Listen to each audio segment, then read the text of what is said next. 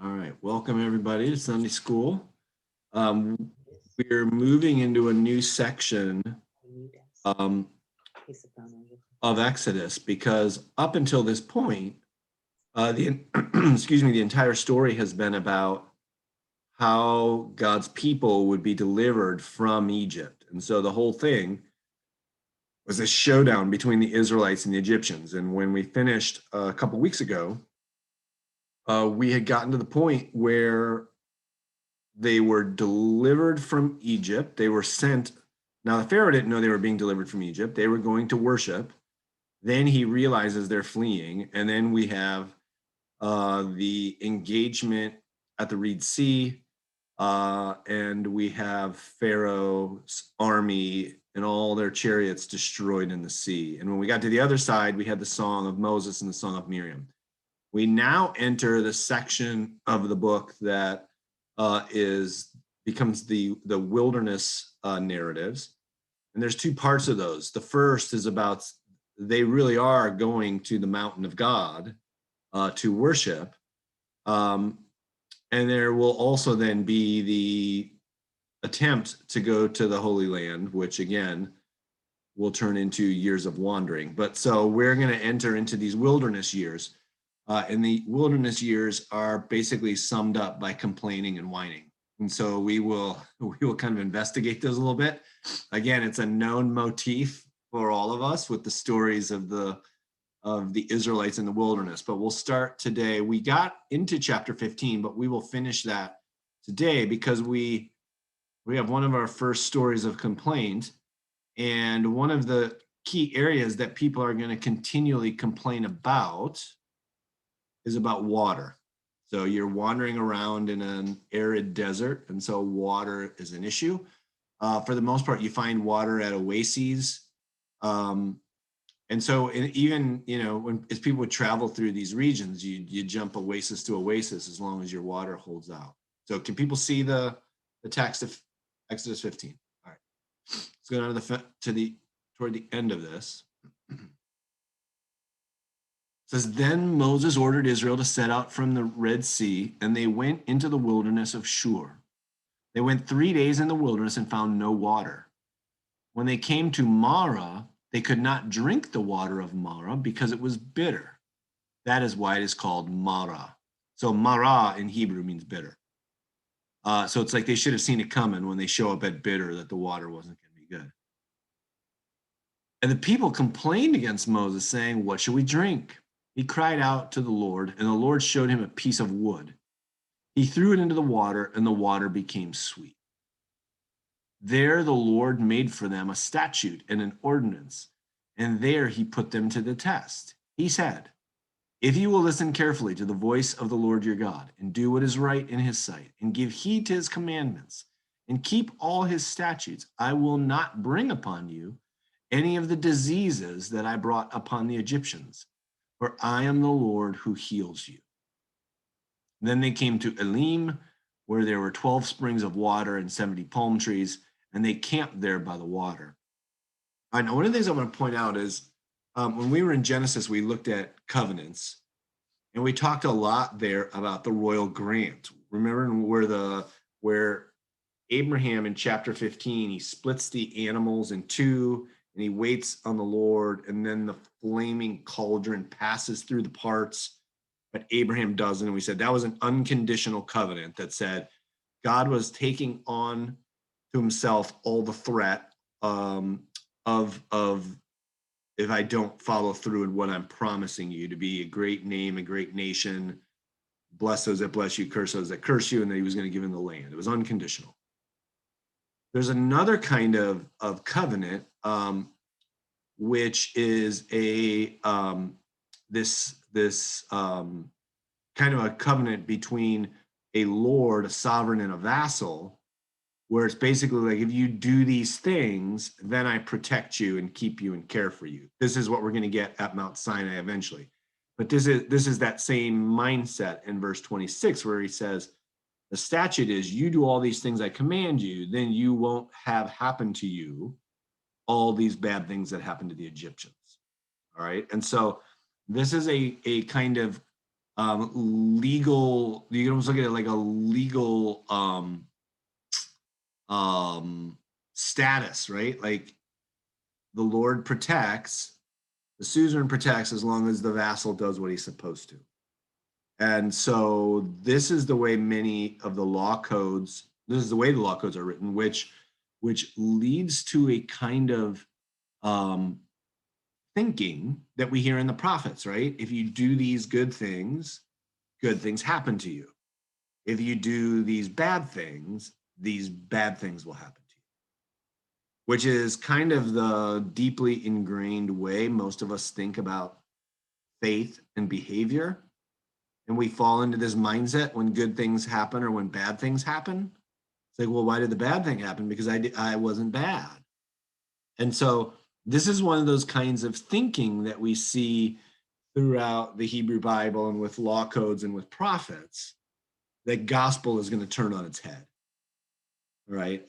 But this is still, I think this is the most instinctive way that most people in all religions think about how faith works and how gods and goddesses work, right? It's like the parent and punishment, right? You do the good thing, good things happen to you. You do the bad things happen to you. And so we will see that even more as the law code gets rolled out.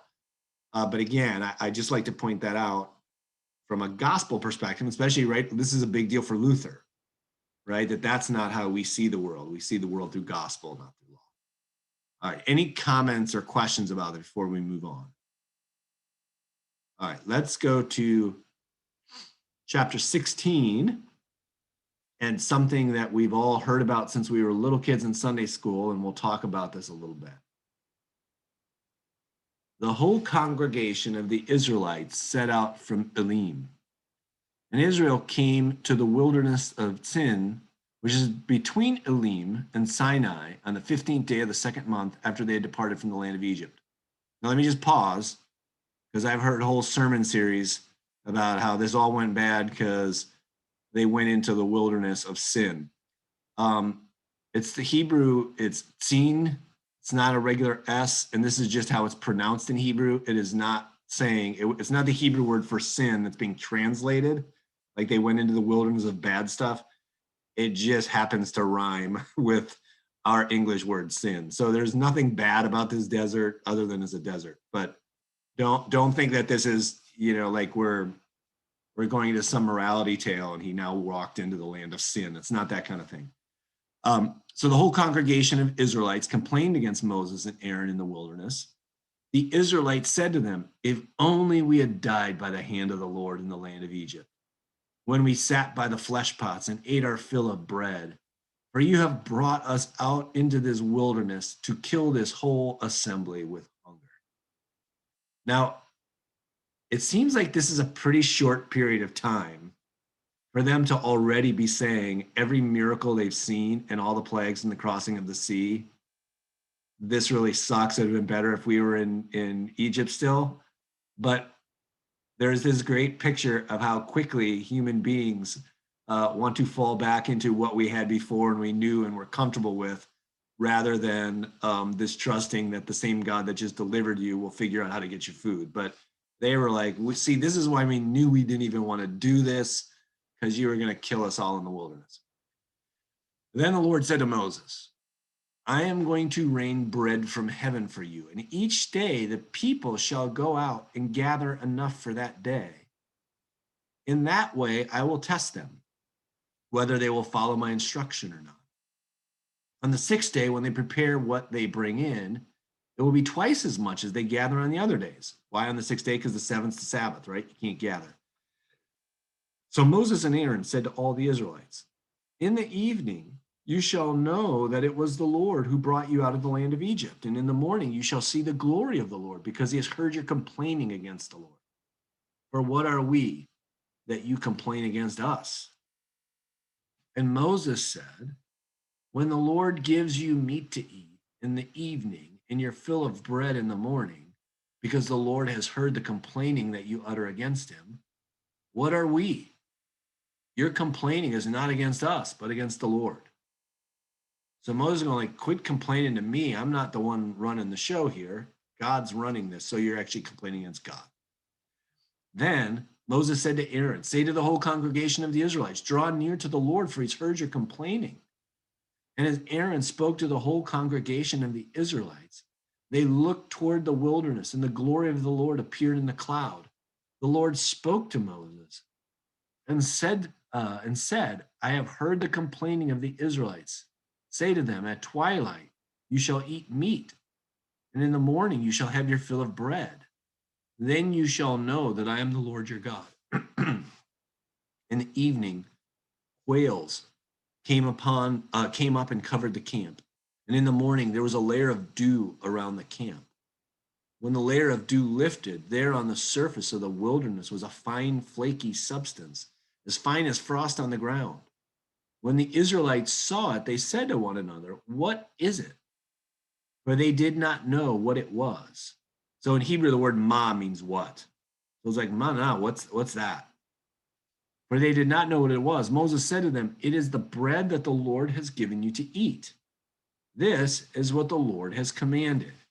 Gather as much of it as each of you needs, an omer to a person according to the numbers of persons, all providing for those in their tents. The Israelites did so, some gathering more, some less. But when they measured it with an omer, those who gathered much had nothing over, and those who gathered little had no shortage. They gathered as much as each of them needed. And Moses said to them, let no one leave any of it over until morning. But they did not listen to Moses. Some left parts of it until morning, and it bred worms and became foul. And Moses was angry with them. Morning by morning, they gathered it as much as they needed. But when the sun grew hot, it melted. On the sixth day, they gathered twice as much food, 2 omers apiece. When all the leaders of the congregation came and told Moses, he said to them, what is that the Lord? This is what the Lord has commanded. Tomorrow is a day of solemn rest, a holy Sabbath of the Lord. Bake what you want to bake and boil what you want to boil, and all that is left over put aside to be kept until morning. So they put it aside until morning as Moses commanded them, and it did not become foul, and there were no worms in it. Moses said, eat it today, for today is a Sabbath to the Lord. Today you will not find it in the field. 6 days you shall gather it, but on the 7th day, which is a Sabbath, there will be none. On the Sabbath day, some of the people went out to gather, and they found none. And the Lord said to Moses, how long will you refuse to keep my commandments and instructions? See, the Lord has given you the Sabbath. Therefore, on the 6th day, he gives you food for 2 days. Each of you stay where you are. Do not leave your place on the 7th day. So the people rested on the Sabbath. The house of Israel called it manna or manna. It was like coriander seed, white, and the taste of it was like wafers made with honey. Moses said, this is what the Lord has commanded. Let an omer of it be kept throughout your generations, in order that they may see the food with which I fed you in the wilderness, when I brought you out of the land of Egypt. And Moses said to Aaron, take a jar and put an omer of manna in it and place it before the Lord to be kept throughout your generations. As the Lord commanded Moses, so Aaron placed it before the covenant for safekeeping. The Israelites ate manna 40 years until they came to habitable land. They ate manna until they came to the border of the land of Canaan. An omer is 1/10 of an ephah. All right, so there is your total discourse on manna. So let's talk for a second. One, what's in your head when you think about this manna stuff? So, right, this is something we've heard about since Sunday school as little kids. Other than what you just heard there, is there anything in what you just heard new to you? Or is it kind of like, yeah, I've been hearing about this stuff my whole life, and I think I feel pretty good about where to put it in my head and how it all fits together? Thoughts on manna? I had forgotten the Sabbath part. I mean, I'm sure I heard it at one time, but Right. I'd forgotten that. So I've forgotten this Sabbath part too. I thought it was just every day for 40 days, but I do have a story about manna. Let's hear it. It's a funny one. Okay. When I was coaching at UC, towards the end of the cross country season, which is late fall, our women's cross country team would toilet paper our house, and sometimes we throw water on the hose them in order to fight them off. But it was pretty interesting, and they did it out of kindness. But we got right afterwards, we get this toilet paper down as best we could, but as you might guess, we couldn't get it all down. Yeah. So for the next several months, which would probably even be into December and January, there is this, I called it manna, coming down. So every morning when it would be, the dew would be there at night, it would get heavy and a little piece would break off, and you could just count on our yard every morning having manna. So it did remind me, we had a real life example. We didn't eat this. Yeah. And there wasn't twice as much on Saturday or Friday, but it was relevant to this story. I say we could have done a field trip to your house if it was back in the day. Well, it's all gone now, just like in the wilderness of sin. That's right. You've come into the land. It's all gone. Yeah. So let me ask this question, because I think this fits to some of the stuff we were talking about with the plagues as well. In your minds, is this a totally supernatural, not connected to any natural phenomenon that God rained down something every day? Or in your head, have you heard explanations, or do you have explanations that are scientific around manna? I've never heard a scientific one, although, I'm sure people make them, but I've never heard any. There's a few different things that scientists have talked about. One is that there is some little kind of insect, and at one point there were these tamarisk, kind of like shrubs and trees throughout the deserts in the Sinai, and that when these certain kind of insects, reminds me of the cicadas coming soon, feeding on the branches, a certain kind of dewy resin comes out of the branches that then drips, and it's like a yellowish color, and they claim it's sweet. And as the sun comes out and things like evaporate, the moisture goes out of it, and it leaves this like little crystally kind of stuff that's sweet. So they talk about Arabs still like eating this stuff when they find it today. There's where there's a certain kind of white lichen that is on a certain kinds of trees and shrubs in the desert, and it flakes off and it falls on the ground. And that has a sweetness to it. So there are these things that they say, oh, that is like what it's describing. But the problem becomes, not problem, but the reality is, even if that's what it's like or what it could be, the fact that it's everywhere all the time and you have twice as much on Fridays says even if you can find a natural explanation, there is something that's miraculous about it, right? Mm-hmm. That it only keeps on Friday nights, otherwise it goes bad.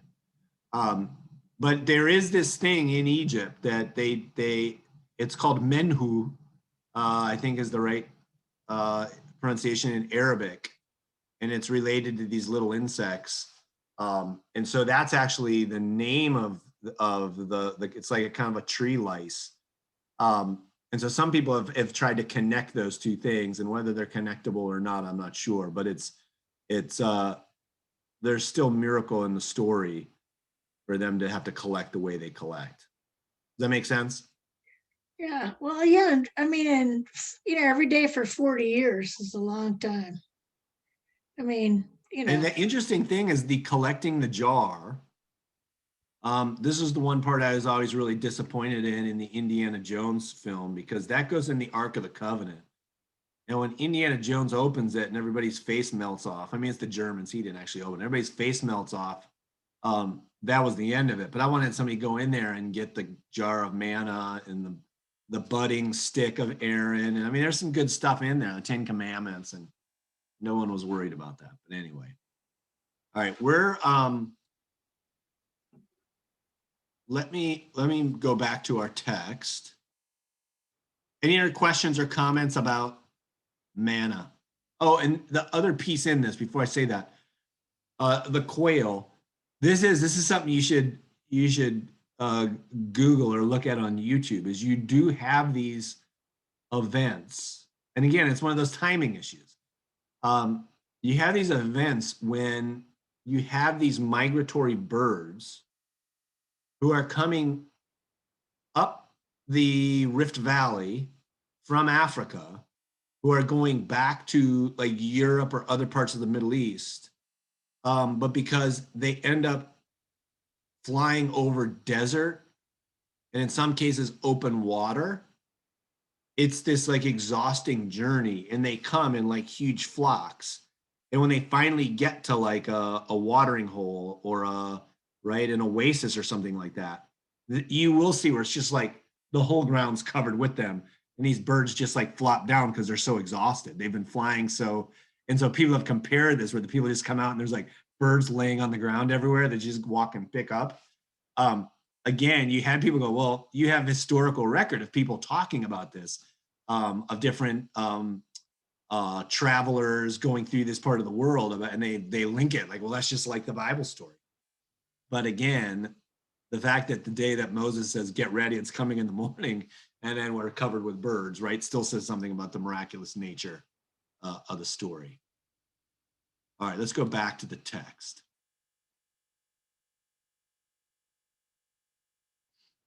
And by the way, if you're doing Israelite cooking at home, an omer is like 9 1/3 cups. So everybody's getting to eat a fair amount of this stuff. And you're basically getting like 18 1/2 cups on a evening of Shabbat.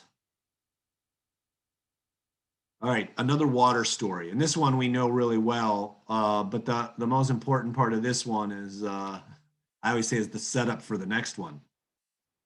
So water from the rock, from the wilderness of sin, the whole congregation of the Israelites journeyed by stages as the Lord commanded. They camped at Rephidim, but there was no water for the people to drink. The people quarreled with Moses and said, give us water to drink. Moses said to them, why do you quarrel with me? Why do you test the Lord? But the people thirsted there for water, and the people complained against Moses and said, why did you bring us out of Egypt to kill us and our children and livestock with thirst? So Moses cried out to the Lord, what shall I do with this people? They are almost ready to stone me. The Lord said to Moses, go ahead of the people and take some of the elders of Israel with you. Take in your hand the staff with which you struck the Nile, and go. I will be standing there in front of you on the rock at Horeb. Strike the rock, and water will come out of it, so that the people may drink. Moses did so in the sight of the elders of Israel. He called the place Massah and Meribah, because the Israelites quarreled and tested the Lord, saying, is the Lord among us or not? All right, so he does this. He hits them. He doesn't go into the details of the story, but we're to assume he hits the rock, water comes out, and everybody's happy again. It's interesting, the phenomenon, and this will keep coming up, but you have this picture of complaining that Moses, the people complain to Moses. Moses complains to the Lord complains to Moses about the people. And we have this little kind of a whole lot of complaint going on about everybody. And this is not going to get better. It's only going to build. So anyway, keep that like motif in the back of your head of the complaining of the people. Last part of this chapter. Then Amalek came and fought with Israel at Rephidim. Moses said to Joshua, choose some men for us and go out, fight with Amalek. Tomorrow I will stand on the top of the hill with the staff of God in my hand. So Joshua did as Moses told him and fought with Amalek, while Moses, Aaron, and Hur went up to the top of the hill. Whenever Moses held up his hand, Israel prevailed. And whenever he lowered his hand, Amalek prevailed. But Moses' hand grew weary. So they took a stone and put it under him, and he sat on it. Aaron and Hur held up his hands, one on each side, one on one side, and the other on the other side. So his hands were steady until the sun set. And Joshua defeated Amalek and his people with the sword. Then the Lord said to Moses, write this as a reminder in a book and recite it in the hearing of Joshua. I will utterly blot out the remembrance of Amalek from under heaven. And Moses built an altar and called it, the Lord is my banner. He said, a hand upon the banner of the Lord. The Lord will have war with Amalek from generation to generation. Okay, so this story is rich and has all kinds of things going on in it. First, we have this famous story of as long as Moses' hands are up, the people win. And when he has to put them down because he's tired, they start to lose. And people have probably seen artwork, seen different little wall things about the people holding up the hands of Moses, because as long as they held them up, the Israelites were winning. Have people heard this story in a spiritual sense? Or is this not a very familiar story to you all? All right, well, I've heard the story. have you heard it talked about or referenced much? Well, okay, so this might be totally off the subject, and if you can tell me to be quiet, but there's a book by John Krakauer who wrote Into Thin Air. I don't know if anybody's familiar with all of his books, called Under the Banner of Heaven. And I just realized now that this is where this came from. I don't know if any of you have read it. I commend all of his books to you. Yeah. But this is it's about a Mormon sect that they kill this woman. But but it's Under the Banner of Heaven. And I'm just trying to, so the story is about how this group kills this woman who they believe is a heretic. That's the very general part of it. So I wonder if that somehow relates to Amalek, or maybe there's no connection whatsoever. No, I would guess that is I have not read it. I know of the book. Yeah. And it's one of the, Commend it to you. right. It's one of those on the list. Like I need to read all this stuff. I need to read Into Thin Air and I have. Yes. I would assume because the Amalekites become this perpetual enemy of the people of God, whose name coming up, not just in the Bible, but in the way the rabbis reinterpret later in Judaism later, even to the point that some connect it with, if I'm not mistaken, I got to go back and look at this, but that even Nazis are seen as like the spirit of the Amalekites coming back to us. And here's where this links to another story. So that's a beautiful segue. Do people remember the big hubbub about the Amalekites with Saul? So Samuel tells, this is the final straw for Saul. This would be, okay, so depending on how you date the Exodus, hundreds of years later, we'll just say that, we'll be generic, so you can be a high date of the Exodus or a low date and it still applies. Hundreds of years later, King Saul is told by Samuel, go out and kill every last one of the Amalekites. And he reminds them of what they did to the Israelites when they were leaving Egypt. And so this is the story where Saul goes out, but he does not kill everybody. Does not kill. It was supposed to be the harem, like in Joshua of Jericho, right? Kill every man, woman, child, animal, wipe them out. And Saul doesn't do that. Saul keeps some of the best animals. He keeps some of the women and children, and he keeps the king alive. And Samuel walks into the camp and says, hey, what do I hear? Like, I thought they were going to all be gone. And he says, well, I heard you, but I didn't want to kill everybody because I was going to keep some of these animals for sacrifice, and you know, I had a purpose for these. And the famous line that was like a 1970s worship song, to obey is better than sacrifice. And Samuel, the prophet, takes out a sword and cuts off the head of the Amalekite king. And if you ever watch the Richard Gere King David movie, there's a very graphic scene of this where you have the head of the king then just lopped off sitting in the dirt. And Samuel says, like, this is it. Like, kingship is over for your family. Your dynasty will end. And he starts to walk away. And Saul is like desperate. And he's grasping at the prophet, and he grabs his cloak and he rips it. And Samuel says, so today has the kingship be torn away from your family. But that's the Amalekites. And the Amalekites were supposed to be wiped out for what they did to the people during this time.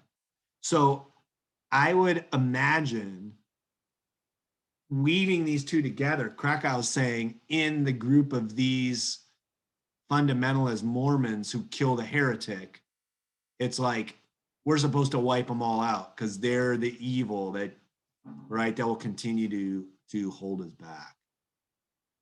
Yeah. Any other questions about this? The Amalekites get referenced by some connected to the Esther story. Like the spirit of Amalekites is a common theme that they're seen as like the antagonists of ancient Israel. Carl has computer issues. Okay. Any other questions on this? Let's look at one more. So where would the Amalekites live? Would they be in the wilderness in Israel? Yeah, that's a good question. You don't ever have a landed that I know of, and I'll look into that, of them territorially. And so it does this may be considered like a nomadic kind of a group, but you don't have the territory of, when you ever look at a Bible map and everything's divided out, right? But they're down in the Sinai Peninsula right now. So the assumption is they're connected somewhere into that region. Yeah, good question. All right, let's one more chapter here, which will take us into again another significant foundational piece that will come up over and over in ancient Israel. Jethro, the priest of Midian, Moses' father-in-law, heard of all that God had done for Moses and for his people in Israel, how the Lord had brought Israel out of Egypt. Remember, Moses leaves him and he's got a mission, but he's still living right at an oasis somewhere out in the Sinai Peninsula. So word somehow gets to him.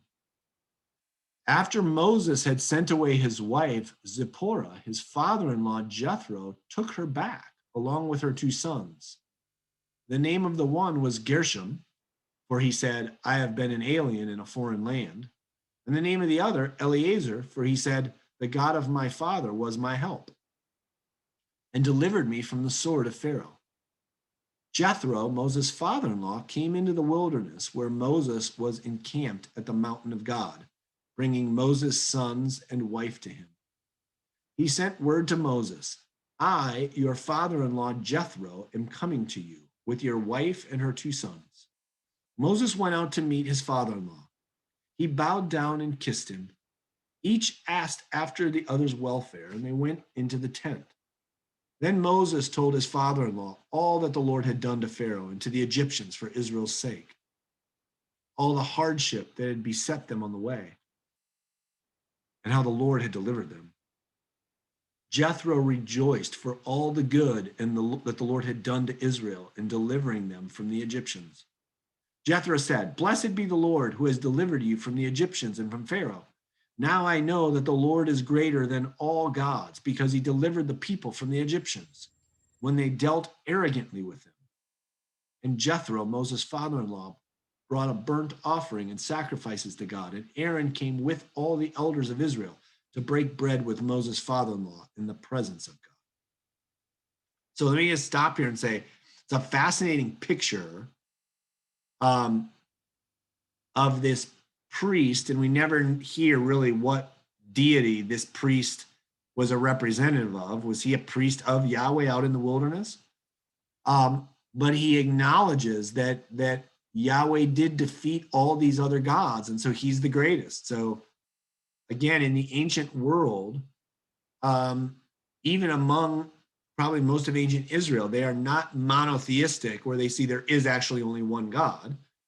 They see it in this henotheistic way that say there's lots of gods, but our God is the greatest and the only one to be worshiped. And so this was the picture. And so it's like, he's the winner. Who else would you worship? And so they celebrate Yahweh as the greatest of the gods. But we will see more of this later as we begin to talk. Even when we get to chapter 20 and we look at the 10 Commandments, language around, have no other gods before me, sounds more like henotheism than monotheism.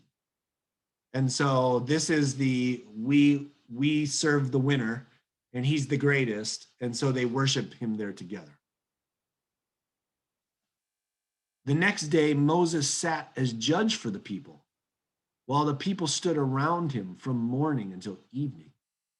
When Moses' father-in-law saw all that he was doing for the people, he said, "What is this that you are doing for the people? Why do you sit alone while all the people stand around you from morning until evening?" Moses said to his father-in-law, "Because the people come to me to inquire of God. When they have a dispute, they come to me and I decide between one person and another.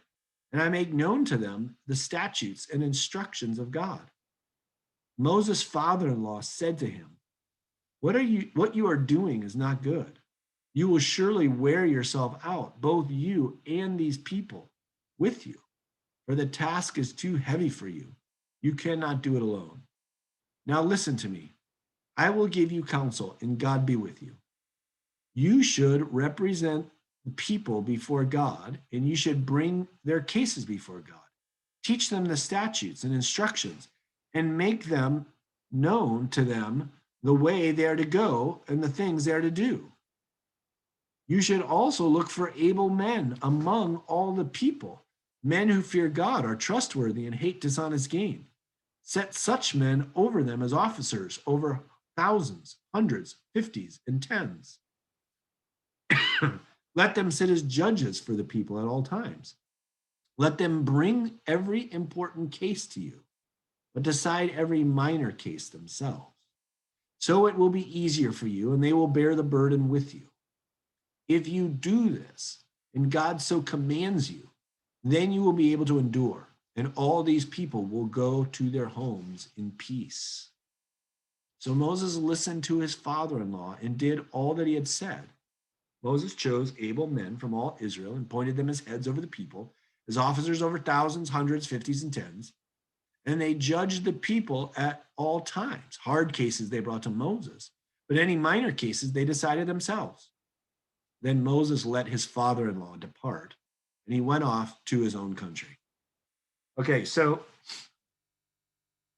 here we have what some people call the beginning of the Bible's stamp on organizational leadership, because you have Jethro giving Moses a plan which allows him to distribute his authority to others so that everything does not have to come to Moses. And so he sets up this structure so that the most difficult things get to him. But he basically says, otherwise you are going to burn out, right? This is like a very modern kind of story that he's saying you're bigger than the typical little tribal chieftain. You are over this large mass of people, so you need structures that people can do the work along with you. Which also, to step back for a second to the story before, is another picture of support for the leader, right? You have two people who are there with him, holding his arms up into the sky. And so that passage I had asked, that was one, and I think this might be because of tradition, that I heard a lot in my tradition growing up. That story of Moses and the people holding up his arms was very popular. And it was because it was seen as you support your leaders really through like prayer, through intercessory prayer, which was like the equivalent of holding up their arms. And so that was always used as a passage, which was like, we should be praying for our pastors and we should be praying for our council members. And, we had a deacon board, and you pray for your leaders because you are then holding their arms up, was the way that passage was kind of used. So let me just throw this out there. So what are your thoughts on this, on both that passage and the Jethro passage as it talks through how he understands leadership and Moses' function among the people? Thoughts on that?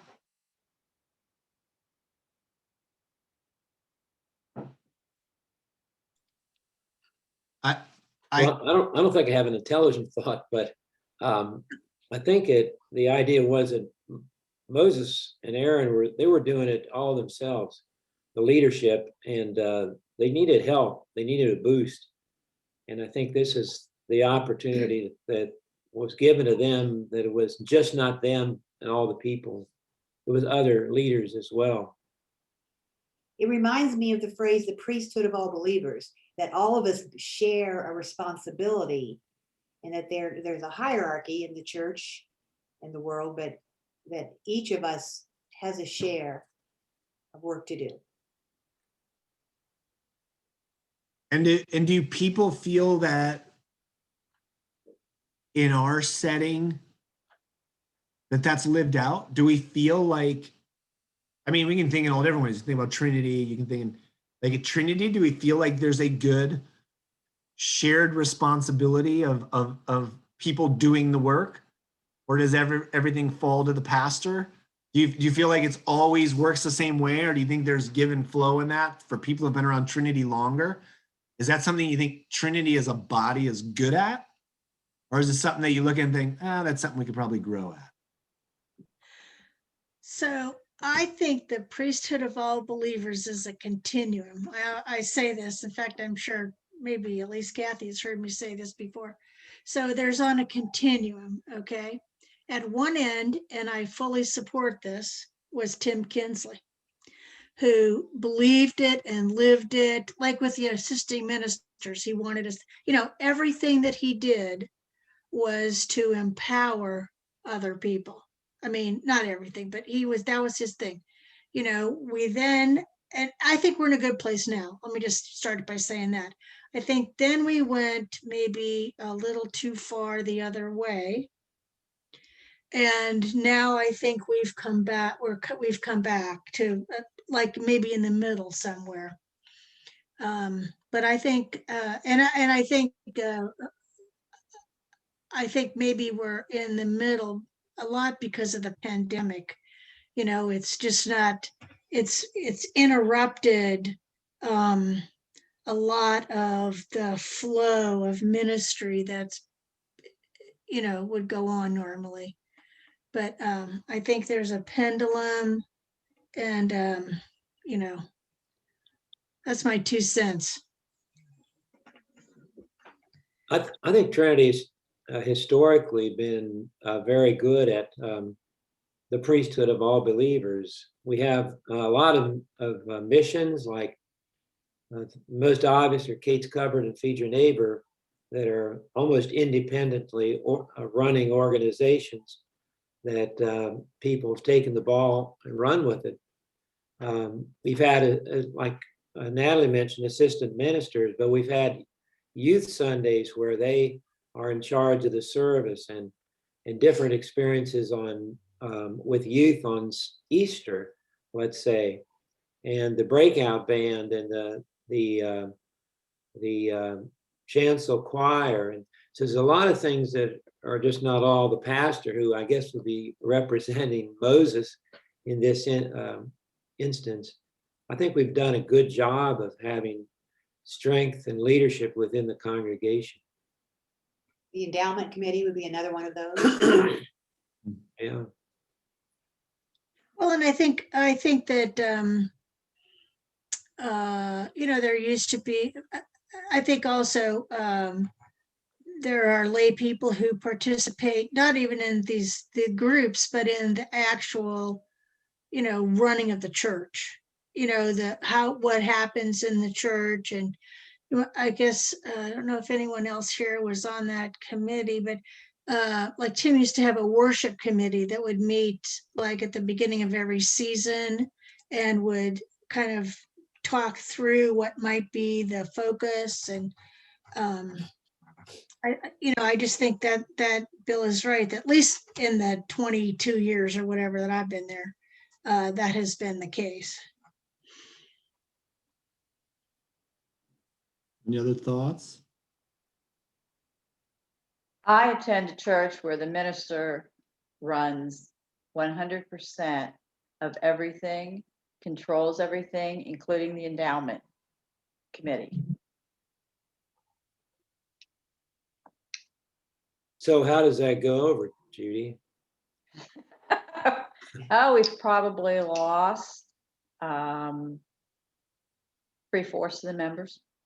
Oh, because once again, if you go back in history of most churches, that was the model. Right. And so that's what people expected, and they came every Sunday and were happy that they didn't have to do anything. But maybe in the 50s or 60s, that model changed, where there was shared responsibility and shared leadership. And so I just wondered how that model was working for He you. hasn't done well. Not so well. Yeah, since he became like- pastor. Right. Is it a Lutheran church or is it a different? Yeah.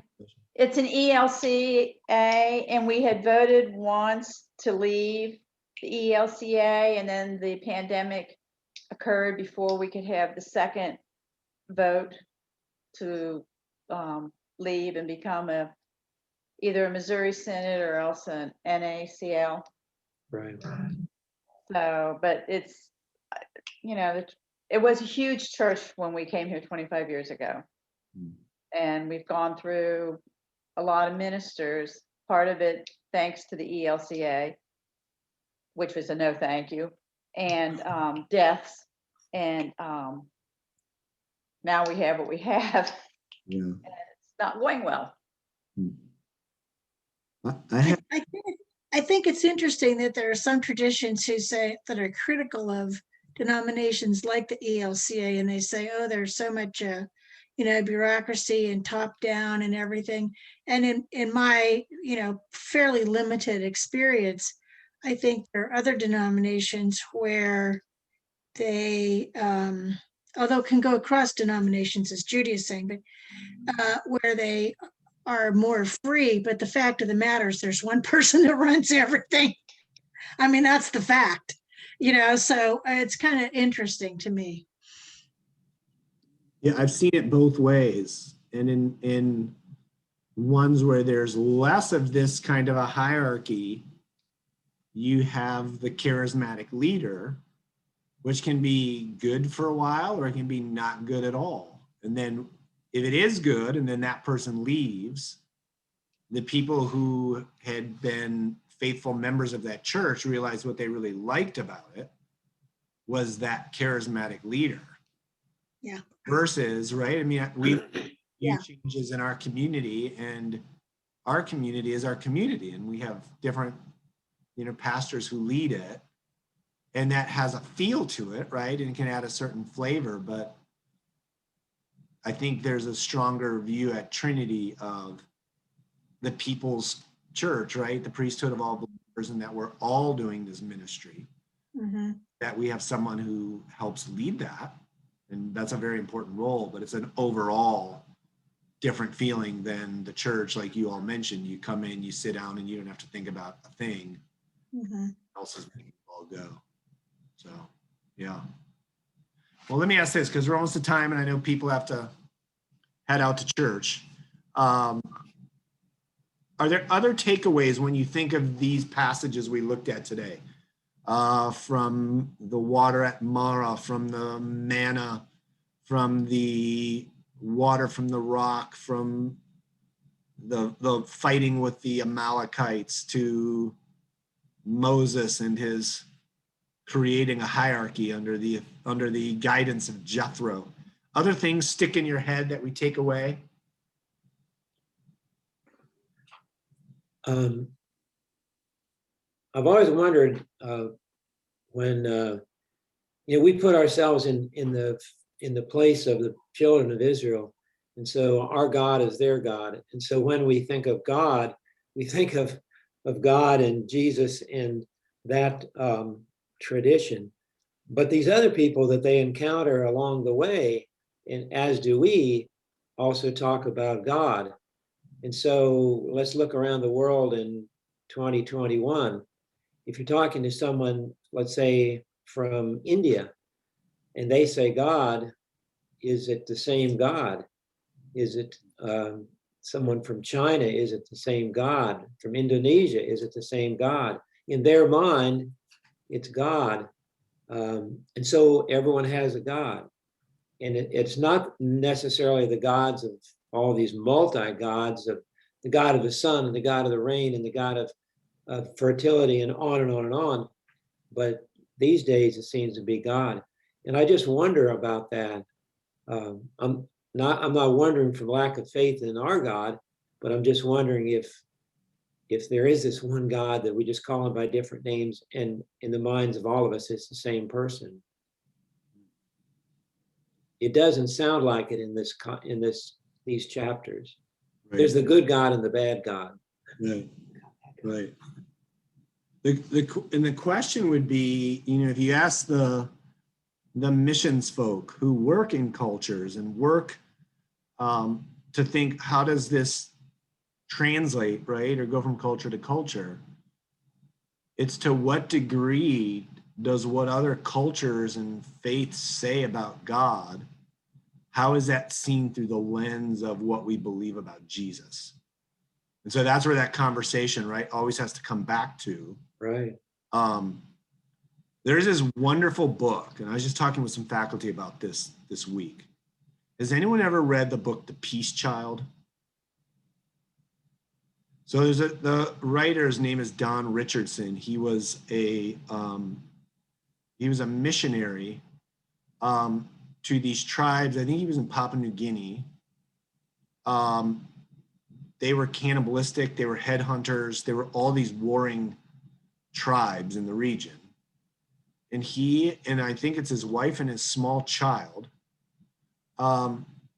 he's raising his family there. He's learning their language. It's like the Wycliffe Bible translators. He's learning their language, even though he knows this language in the outside world, so that he then can translate the gospel into their language.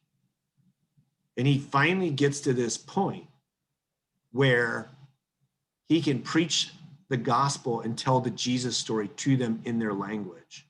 This is years, right, of living in this place, learning their language, translating the gospel story to them, and they're listening along, and he's telling the story of Jesus, and they get to the point of the betrayal in the Garden of Gethsemane, and Judas kisses Jesus, and the entire group in the hut where he's preaching erupts in applause, laughing, cheering, shouting.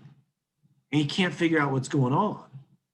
And then he finds out that in the tribe of this people, the greatest hero is the one who can string along an enemy, win him over for the longest amount of time, and then plays the trickster and turns the story on its head and betrays him. And he realizes he's just lived his whole life, 34 years in this place, learned a language, lived under all these situations with his family, finally translates the gospel story, and Judas is the hero. And he tried to explain to him, no, he's the bad guy. No, a person who can trick someone, and the longer they can drag out. This guy was with him for 3 years. He thought he was his closest ally, and he tricked him. Judas was their hero. And he started to worry that I wasted my life doing this work.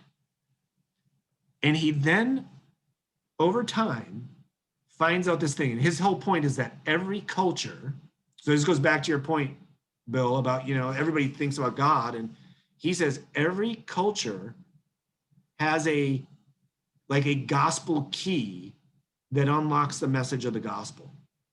And what he found out was among these tribes who are constantly warring, who are constantly, they are literally, they're shrinking heads. They're like, it's that stuff. When it feels like the warring is so tense and you can't continue this and no one feels at ease, a king or chief of one tribe goes to the other tribe and he gives his young son over to the other tribe, to the other chief, and says, he's now your son. You raise him as one of yours. Because as long as you raise him and you treat him well, we will not attack you. Because if we go to war against you, we're fighting the son of our chief. And this was called the peace child.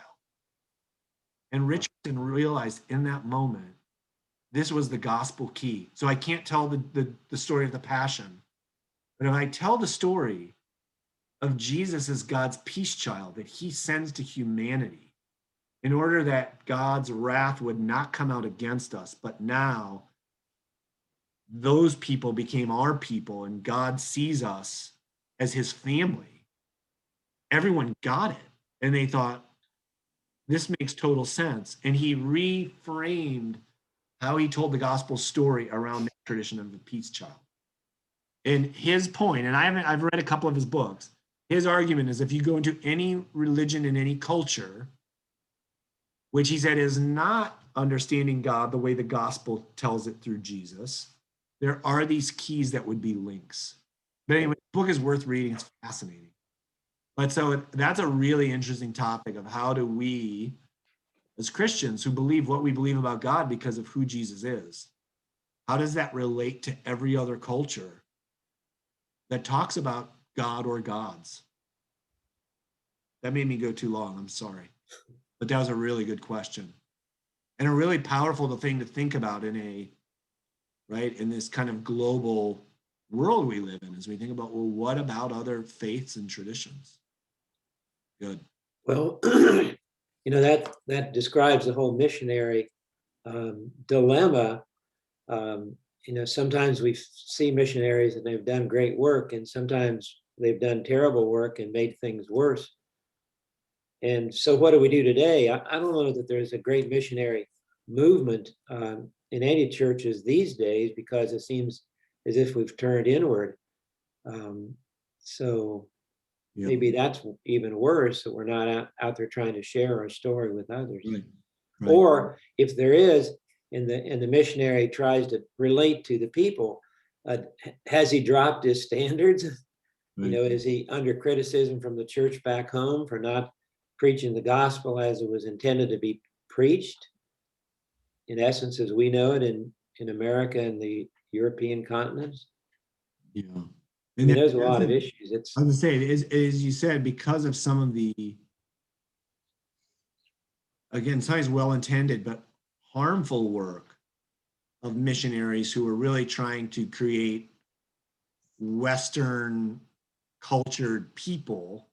Right. And so I think mission work that tries to build an indigenous church, which fits culturally within its context, but still keeps the truth of the gospel, is the careful, hard work that has to be done. But I think for many, because of abuses in the past, it was like we're out, we're not doing that anymore. And I think Right. church misses its call. But all right, let me pray for us. I don't want Pastor Jody to think I'm the reason people are late for church. Let me pray for us. God, I thank you for your goodness. I thank you for your faithfulness and for your word. God, I pray that as we look at these ancient texts, that we see ourselves in them and that we hear your voice. God, as we see the Israelites who you have done such powerful things to redeem and free from captivity, who quickly turn and complain, help us not to forget the great things you have done for us. Help us not forget that your spirit is with us, leading and guiding us, even when things seem difficult or hard. God, help us to lift up our leaders. Help us to be part of a community that moves forward, that doesn't just look to one person, but realize that we all have shared responsibility to do your work. Help us to hear your voice and hear your call. God, be with us, I pray, in Christ's name. Amen. Amen. Amen. All right, everybody, have a great Sunday. I'll see some of you. And for those who hear of people that didn't get the message that we weren't at 10, just tell them I'll get it posted and it'll be online for folks. So, and Carl, hopefully you can get all the tech issues for next week. So good to see you all. Thank you. We'll see you at Bye-bye. 10 next week. 10 next week. Yep. Okay. Thank you. Bye.